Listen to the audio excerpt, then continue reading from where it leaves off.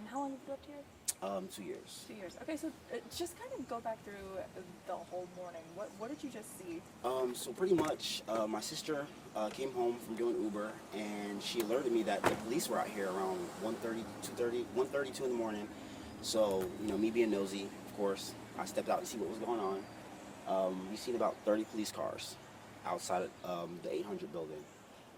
So, I got a little closer, and I heard the SWAT team. They were, putting their ammunition in their guns, and I got a little frightened, so I stepped back.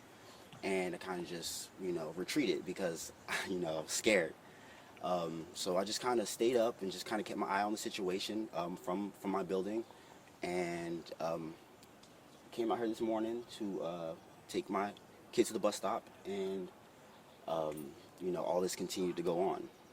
So what did you find this morning? I mean, I was out here this morning with you where we knew someone was barricaded, but then at this point, we came down here, you got a better look. What did you see when things started happening? Well, what really intrigued me was when I actually checked on Channel 2 News, they said it was a hostage situation. Originally, I thought maybe it was just like a drug bust or something, but for them to be out this long, it had to have been something more. So I took it upon myself to just go a little further and see what was going on, and I seen the SWAT team, everybody moving in on the 800 building, and a lot of police officers, a lot of SWAT team, going in. Then they started to negotiate with the hostage, tell him to come out with his hands up. As far as the negotiating and what was said, I'm not completely sure, because I wasn't that close. But eventually, once they got done with the negotiating, they brought the stretcher out, just in case anybody was injured. Nobody was injured, thank God. They brought a white male out in handcuffs, and a female as well. The female wasn't in handcuffs, but they did put her in the passenger seat of a black vehicle. So it looked like a hostage situation? It definitely looked like a hostage situation. Okay. So what did you hear? I know something was really loud this morning. I heard a really loud bang. It came from a door being knocked out. They had a robot. The SWAT team had a robot, and I'm guessing the robot is what knocked the door down. And that's what made the loud bang. You made my heart beat. Yeah, my heart was racing. I'm still a little scared. Like, it was very scary. That was startling. You said, okay, you have a child? Yeah, I do. How old? And I have a 5-year-old and I have a 3-year-old, 2 boys. Oh my gosh. Yes. How scary to know that, I mean, your kids are out here. Yeah. Where they live. I mean, as a parent. As a parent, it's very frightening. So that's one thing I was worried about. I'm glad to see there was no children involved in the situation. So that definitely lightened the load a lot. But I mean, just having kids here, I definitely need to be on high alert. Everybody needs to be on high alert, because it's just, you never know what can happen.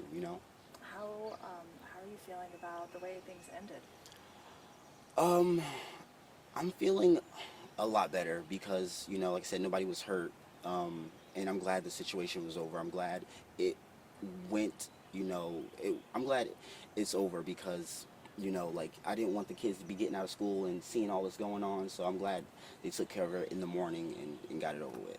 Yeah, before your kids come home. Exactly, and see all this mess going on. Yeah, and the guy, whoever it was, whatever he did, he was walking.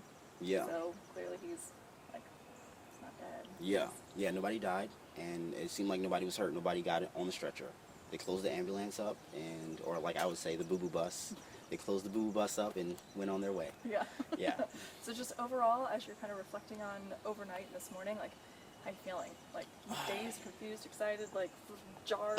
Dazed, confused, excited. I would say definitely a lot of adrenaline, especially after hearing that loud bang. I was a little bit confused, around 1 o'clock in the morning, definitely, after seeing the SWAT team with all those guns and everything. And then I guess I was a little bit more aware of the situation once I heard them on the bullhorn, talking with the hostage and explaining everything. So it kind of gave me a little bit more insight and let me know what was going on. As far as like feeling safe and everything, I feel like they had the situation under control, because people were walking in and out the building.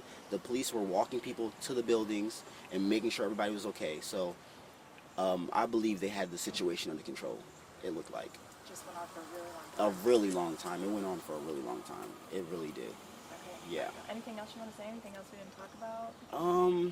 I'm ready to go home and get some sleep so I can finally rest, because I've been up just keeping an eye on the situation. So I think I can finally rest and know that they have handled the situation and took care of everything. You deserve a nap. Yes. Yeah, okay.